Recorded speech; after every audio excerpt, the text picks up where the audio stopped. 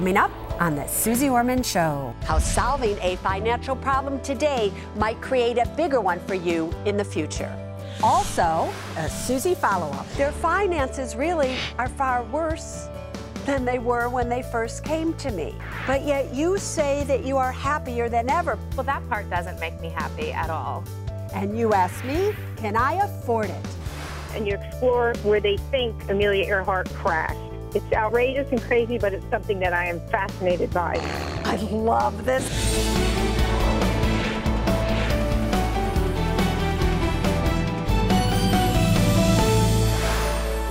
Hi, everybody. I'm Suze Orman, and you are watching The Suze Orman Show. Tonight, I want to talk to all of you about the financial choices that you make, especially when you get into financial trouble. You know, a lot of you do everything that you should be doing.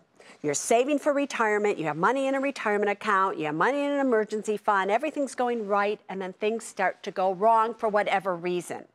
And then you tend to look at what the money is that you have to solve the financial problem that you're in right now. And most of you, the only place that you have money, let's face it, really, is in your retirement accounts. So you look at your retirement account and think to yourself, oh, if I just took the money out of the retirement account, I could start all over again. I have time. I could get myself out of credit card debt. I can do all of these things and just start over. So here you are, you're thinking you're 30 years of age, and you're looking at, let's say, $50,000 that you have in a retirement account. And you think, if I just took that $50,000 out, all right, so maybe it would cost me $20,000 in taxes and penalties and everything. I'd still have $30,000. That is a lot of money. And so you go ahead and you do it. And then you start all over again. But you are looking at it wrong. You are making a decision, thinking about it in the wrong way. You can't just think about it as if, oh, it cost you $20,000 to do that. No, it's not what it cost you today. It's what would that $50,000 have become, let's say 37 years from now. When what? When you are 67 years of age. That's what you need to look at. Do you know if you had left that $50,000 in your retirement account at just an 8% annual average rate of return, that you would have approximately $850,000? When you are how old? 67? Do you know that that $850,000 could generate for you every single year, year in and year out, at least $40,000 or $50,000 in interest? And yet, you take it out now to solve a problem? No. I want you all to leave your retirement money alone. I do not want you to touch it under any circumstance, because you are going to get older and you are going to need income from it, and that really is your financial future. So do not be short-sighted and really just solve a financial problem today by using retirement accounts. I want you to be smart and look at what you could have in the future, because that is what you are going to need. Or trust me, you are going to have financial problems then that there will be no solution for. Let's go to Davida in Illinois. Ask me your question. Hello, Suze. First of all, it's an honor to be speaking to you. Oh, thank you. That's kind of you. So ask me your question, though. Okay, my question is, I'm a firm believer in your model, people first, then money, then things. But I'm in debt helping my family. I made some big sacrifices to protect my credit and pay my credit cards on time, but I have some siblings that do not do the same. So in helping them, I have incurred about $7,000 in credit card debt, and I've taken out $6,000 of my savings to help them. And earlier this year in 2014, my fiancé, who's noticed that I've done so much to them, said, enough is enough. You're not helping any more of your siblings. So how do I tell them if they need help, I cannot help them financially anymore? Yeah, so here's what concerns me. You said that you are a firm believer in my motto, people first, then money, then things. Yes. But what I'm concerned about is that I'm not sure you understand what I really mean by that motto.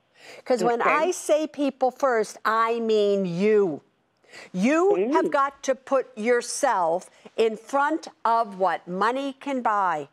Because, because money, you need money to buy things. So that's the priority. But you have to care about you more than you care about money. I do not mean people first, meaning take care of everybody else, make sure they're okay. You don't matter. No, no, no, no. So it's very simple how you say no to them. Practice with me. No. Say no. Just say no. Go no. Come on, say no. Say the word no. No. That's my girl. That's all you have to say. Let's go to South Carolina. Kim, you are on the Suze Orman Show. Hey, Susie. I recently married somebody from the UK, and we're keeping his money in his country, and we're living off of my income. And so I have the full responsibility of paying all of our bills. And I was wondering if you could help me figure out how I can make the best financial decisions with just my income supporting the both of us. Wait, I'm confused. You got married to somebody who currently lives in the UK, or are they living here? He's here in the United States with you, correct? Yes. Does he work here in the United States? He has not gotten a job here yet, no. That is the question that you should be calling in to the Suze Orman Show with. Not how do we just make it on my salary alone, because chances are your salary alone isn't enough for you to make it. Oh, but then we have a husband here who isn't working. And so the answer to that question is get that husband of yours off his butt and into the world to get a job. We are going all the way to California, and we have Daphne on the air with us tonight. What can I do for you? Hi, Susie. How are you? You know what? I'm fabulous, girlfriend. But the question is, what do you need to know? Well, Susie, my husband and I owe the IRS $67,000. And, yes, and we currently have $32,000 in credit card debt. And I don't have many options for repayment, but I have a few.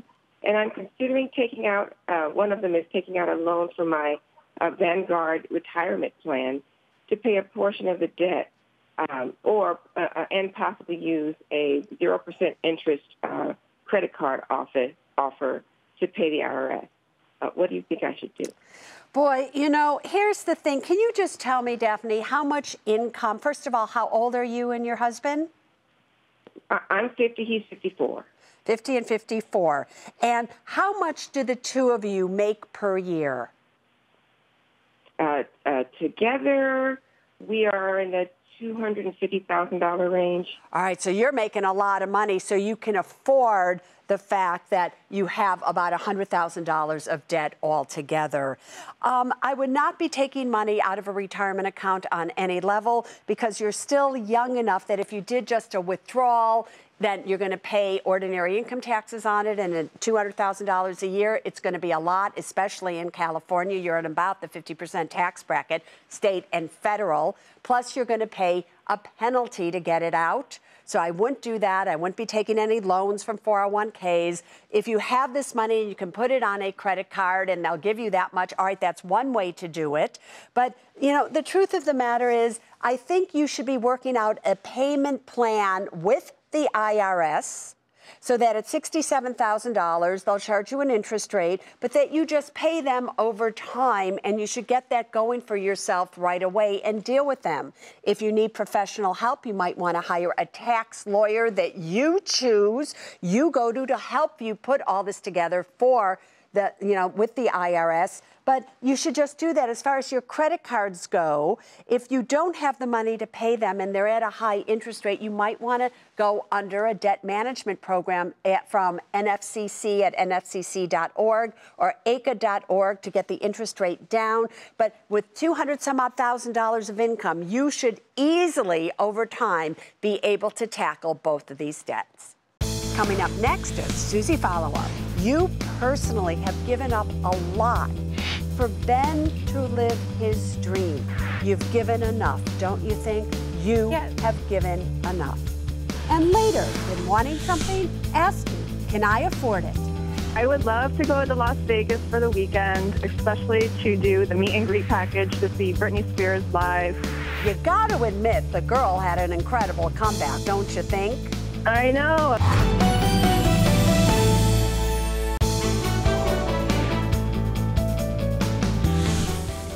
Welcome back, everybody, to a Suze follow-up with a woman who is making her third appearance on the Suze Orman Show.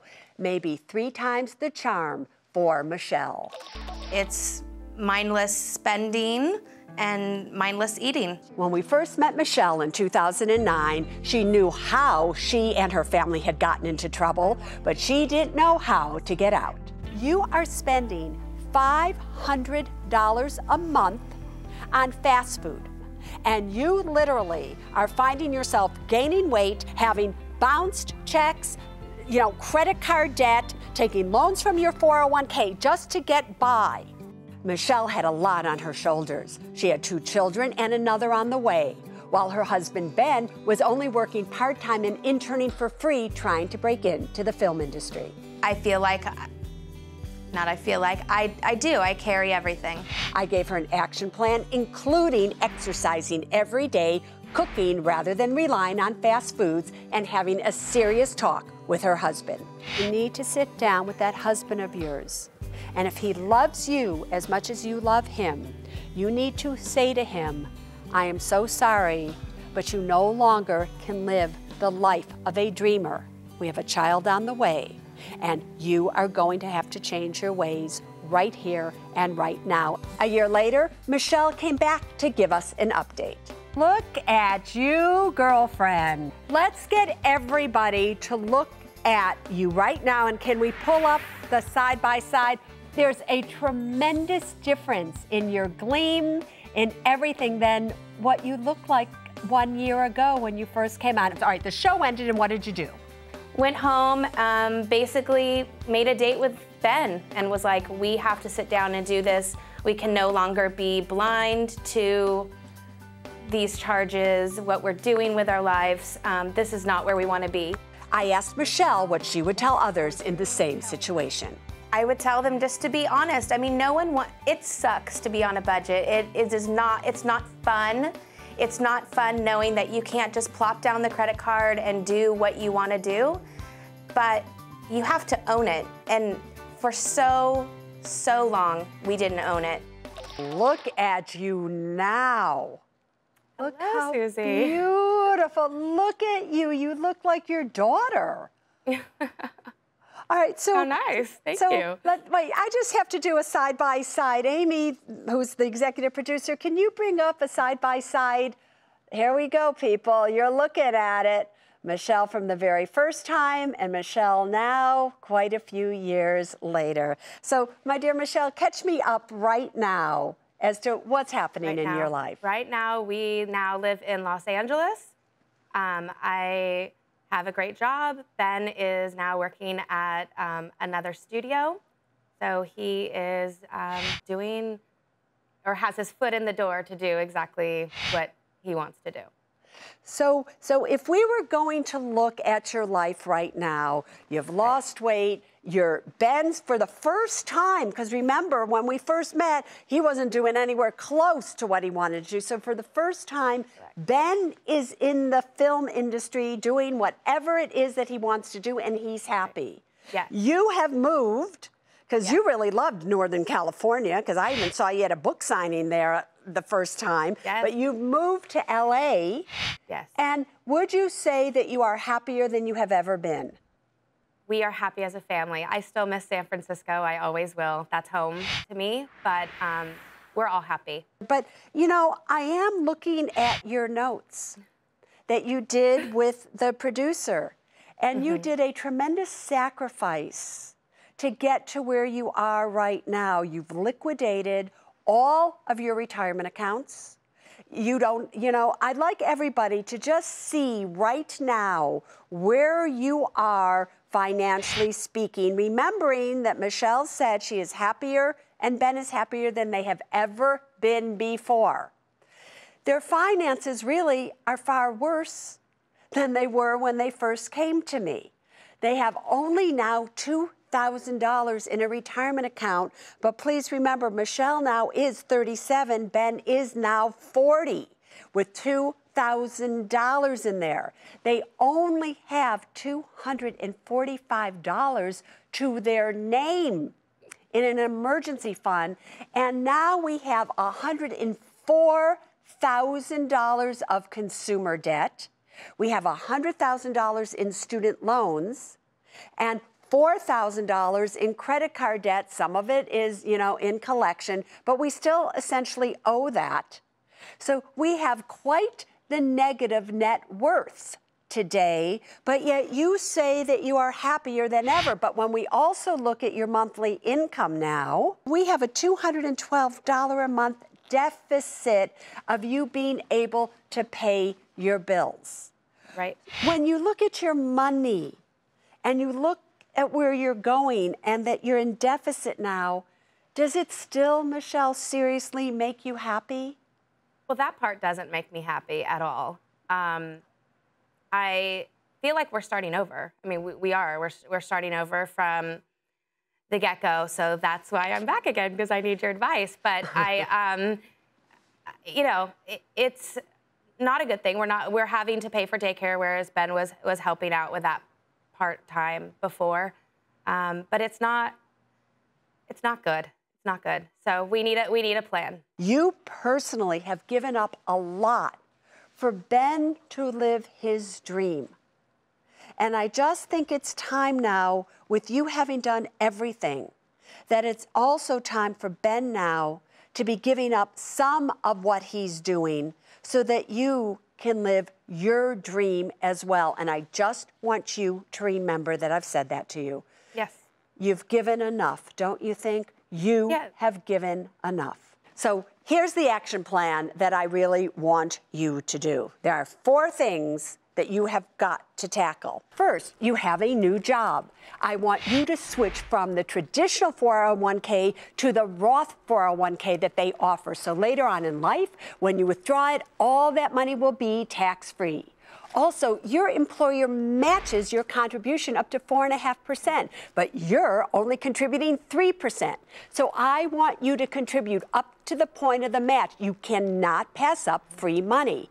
Next, Ben has $50,000 of student loans that have been in deferment for years. You have got to get out of deferment, or they will grow and grow and grow, and you've got to start making enough money to pay them. Third, you only have $245 in your emergency fund. You cannot have $245 to your name when you have 3 kids. So you also have to start making enough money to fund an emergency account. And finally, you have to start to pay back the credit cards that are in collections, because that's what you said you wanted to do. This is Ben's time now to also step up, and he needs to get a job. I don't care if that is 7 nights a week. That's what Ben has got to do for you to be able to put these 4 action items into play here. Because if you don't, we're really heading down a very serious and dangerous path. All right, that's your action plan. I can't wait to see a 4th time on the Suze Orman Show. Right? I have no doubt that you'll stay as beautiful as you are, but next time, I really want to see student loans down, emergency fund up, credit cards gone, and retirement plan building. That is what I want to see next time. Up next, you can't afford to miss. Can I afford it? I'd like to explore one of the greatest mysteries of all time, In Search of Amelia Earhart. I love that you have so much passion to do something that's really kind of wacko. Also, I really want to buy a leather sectional for $5,000, but for now, I'll settle for the leather recliner for only $1,500. All right, $1,500 for a recliner. I don't know. All right, I don't know. All right, but show me the money and we'll see what I think.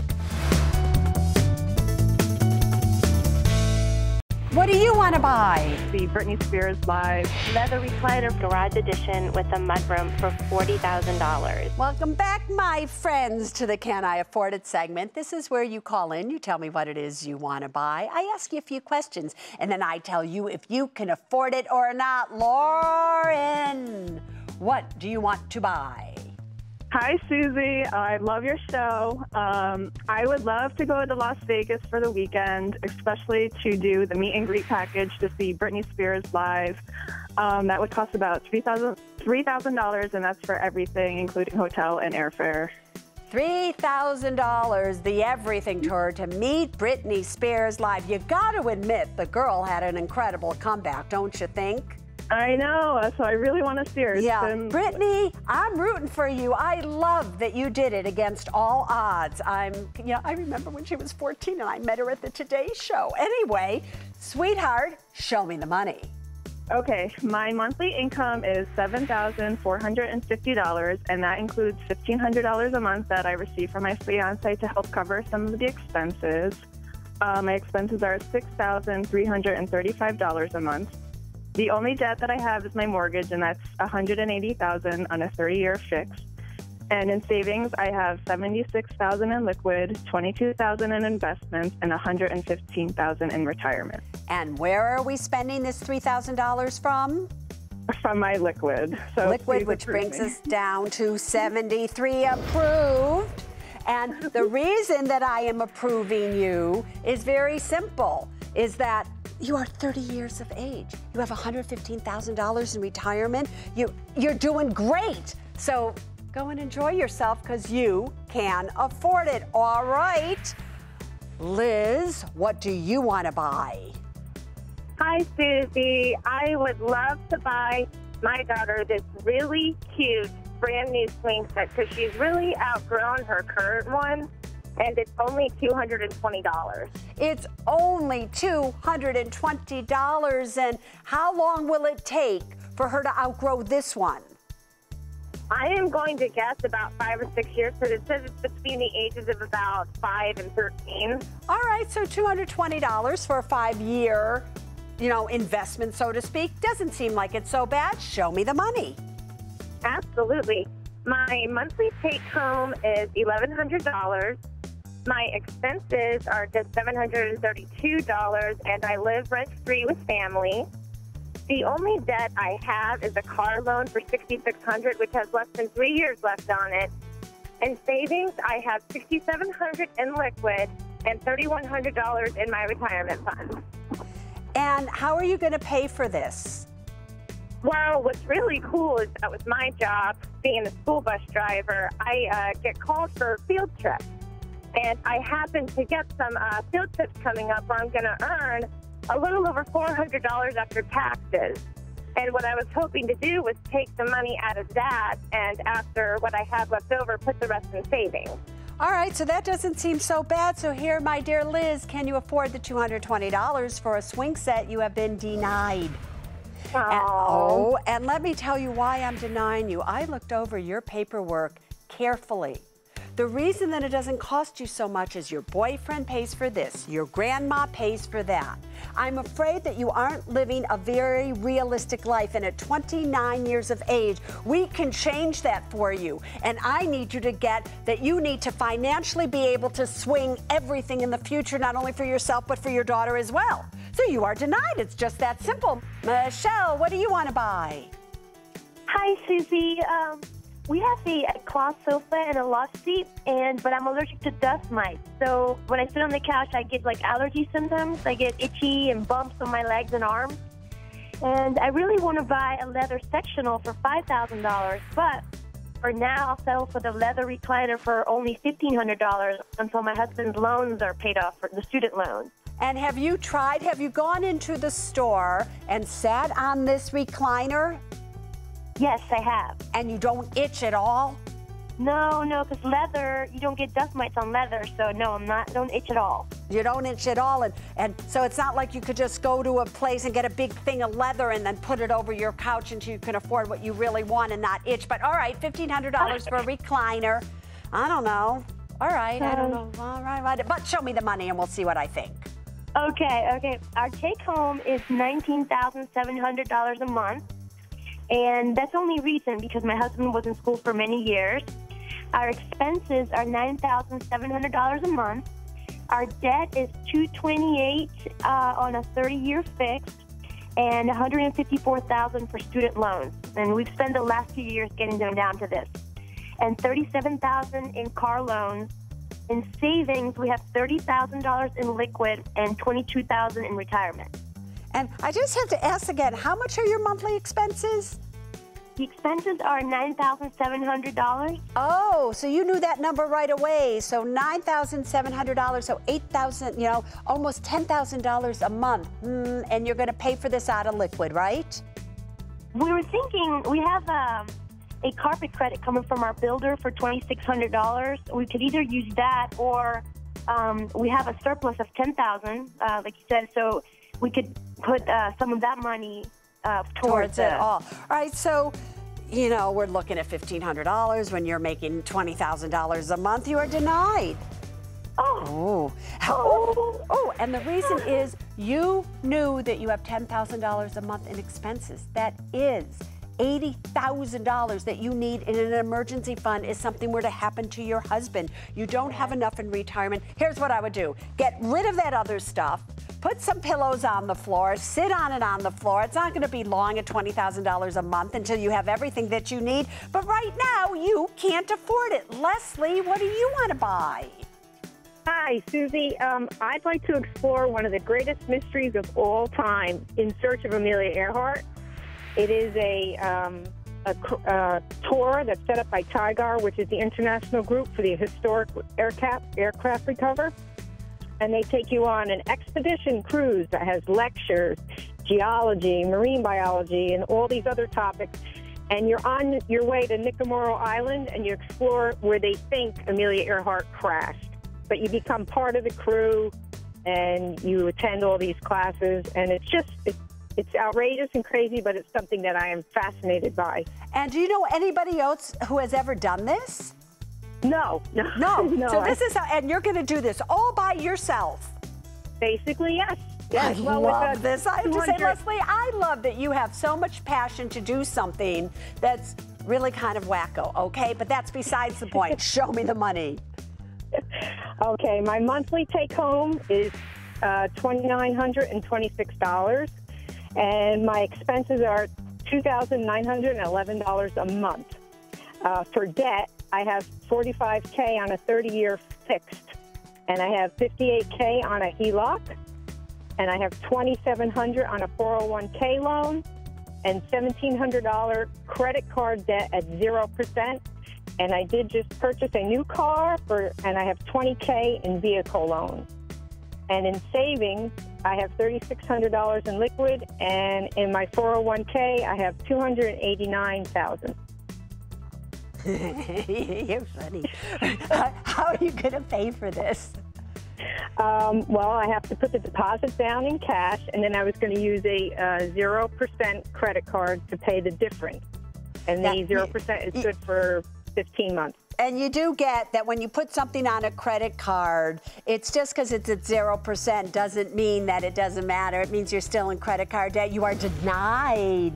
You are so denied. Oh, really? I'm going to have to be in search of Leslie if you do this. You have $1,700 in credit card debt, which is going to go up to like $7,000 or $8,000. You have a 401K loan. You have a HELOC. You have 40.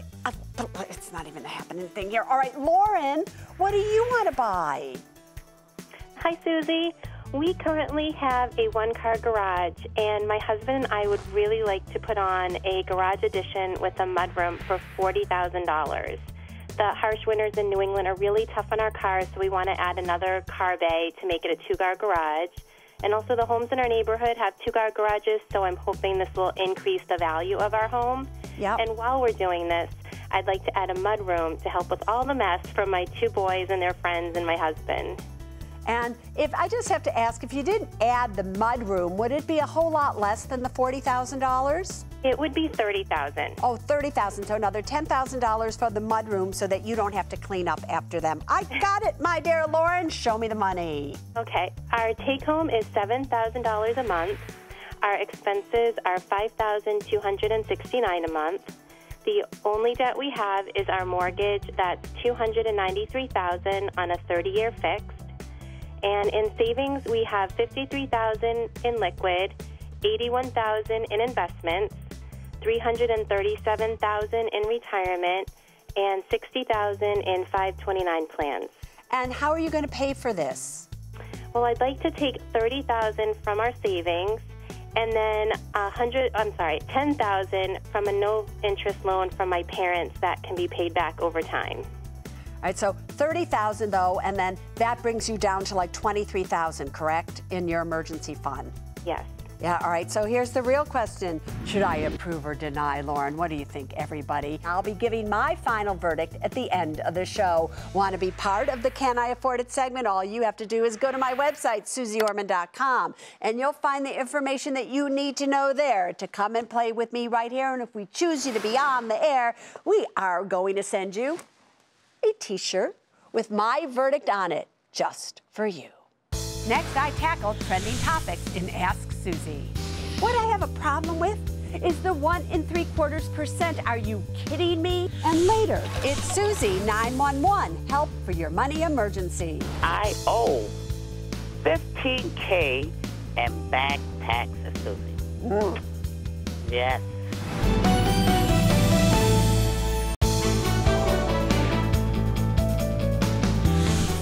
Welcome back, everybody. Here we are in the control room at CNBC headquarters. So many ways for you to be part of the Suze Orman Show. Take a look at your screen. Send in an email. Come on, you can send in an email. Join me on Facebook. Hey, you can do that too. Or if you send in a tweet and put hashtag Ask Suze, it comes to us right here. If we choose it, your tweet will be on the air. Let's see what's trending right now. We have at KYV531, is it ever a good idea to invest in managed funds when the track record for net returns are good, but fees are at 1.75%? Well, my dear KYV531, first of all, let's just explain to everybody. A managed mutual fund is simply a mutual fund that has a manager that is buying and selling the stocks or the bonds or the combinations of each within the portfolio versus an indexed fund where you just follow in an index, and even though there's a manager, they just do what is in the index and that's it. I don't have a problem with a managed mutual fund at all, although index funds normally outperform in the long run a managed mutual fund. What I have a problem with is the 1 3/4%. Are you kidding me? That means if the fund happens to return 10%, you're going to get 1 3/4% subtracted from that, and then that's your return. No way. That fee is way too high. You should never, ever, ever pay more than 1% in management fees within a mutual fund that's managed. Got that? All right, everybody, let's go to Suze webcam. We are going to Trent, Massachusetts. Boyfriend, ask me your question. Hey, Suze. Last year, my wife and I took your advice, and we purchased term life insurance policies. Yes. They're both 30 policies with $550,000 death benefits. My wife's is only about $30 a month, but I'm a type 1 diabetic, and mine's almost $200 a month. We just had our first baby, so I wanted to know if I'd be better off taking that $200 and investing it every month, or if the term policies are best bet. Trent, my dear one, you're cuter than you are smart, but that's besides the point. Listen to me closely. What was the purpose of you getting the term insurance? Why did you get it? Why? Answer. Basically to protect my family. To protect your family if something happens tomorrow, a week from now, 2 years from now, 5 years from now, until you have the ability to have accumulated enough wealth so that you don't need insurance anymore. You cancel the insurance. You now take the $200 and you start investing it every single month. You have $600 in there, and now something happens to you and you've died. Have you protected your family? No, not at all. What is the answer to your question, sir, then? What should you be doing? I'm going to keep the life insurance policy. Oh, you're smart again. That's exactly right. All right, everybody, let's go back to the studio, and here's what's coming up next. Need help right now? It's Suze 911. I got a little scared, and I signed up with a tax relief firm, which was a big mistake. Don't make the emergency into even a bigger emergency. And later, my final verdict for Lauren. Do you really think this is a wise thing for you to do? Because Robo-Man makes me want to play. It's all your fault. Step into the light, my young man. Step into the light. Hello. That's Robo-Man.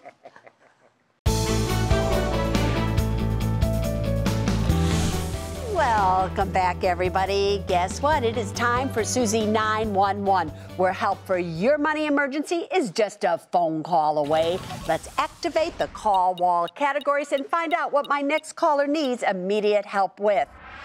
Taxes, caller, what is your name and what is your money emergency? Hello, Susie. This is Sadie from New York. Hi, Sadie from New York. Yes, my money emergency is that I owe $15K in back taxes, Susie. Yes. Not so bad. Sadie, that's not so bad. You know, anything under $50,000, the IRS doesn't feel like that's such a big deal. You could actually deal with it online. So what is the money emergency, though? Okay. The IRS was going to give to put me on a payment plan. Yes. But, of course, I got a little scared. And I signed up with a tax relief firm, which was a big mistake, that called me. Okay? Mm-hmm. I wasn't thinking and gave up the big thing, the power of attorney. Yeah. Over my case, and I made a mistake there. Yeah. And you know what? It was done via email. Now that I have second thoughts about this, they wanted around $1,000 to start the case, and I only paid them about $500 so far to start the process and of working on my case. Mm-hmm. And so now your emergency is, what do? Do you give them the other $500? Do you stop paying them? And what do you do now? Is that, I got it right, Sadie? You got it right on the point, Susie. All right, girlfriend, first of all, here's the thing. It could be worse. It's not like your emergency has you, financially bleeding all over the place and, oh, my God, what am I going to do? All right, $500 is $500. The fact that they called you, how did they know to call you? I'm always so curious. When you owe money, what does the IRS do? Do they send out these little things to everybody and says, call this woman, you can make money off of her? How did they even know that? That's the first thing that you should have thought. How did they know to call me? You're correct? Right. That is correct. But I get it. You didn't think that way because it's scary. It's scary to owe the IRS money. The payment plan that the IRS set up with you and for you, can you afford those monthly payments? At the time when they gave it to me, yes. Can you now? See, depending on what the amount is, because I've since retired. I'm a retiree now. Yeah. I've retired and I no longer work. All right, so Sadie, there's nothing stopping you from calling up the IRS on your own and say, can we redo this? Now I'm retired and now I make less money, so I can't afford the payments that we set up. Can we do this again? And I bet you that they will deal with you. So if I were you, here's what I would say. Don't make the emergency into even a bigger emergency. Do not pay them more money. You should ask them for your $500 back. Yes. Hopefully they will give you the $500 back. Why do I feel now that you want your money back, you're probably calling them and they're not returning your calls at all. Is that true? That's correct, because from the last time I called, they have, which has been almost 2 weeks and a half, they have not returned my call.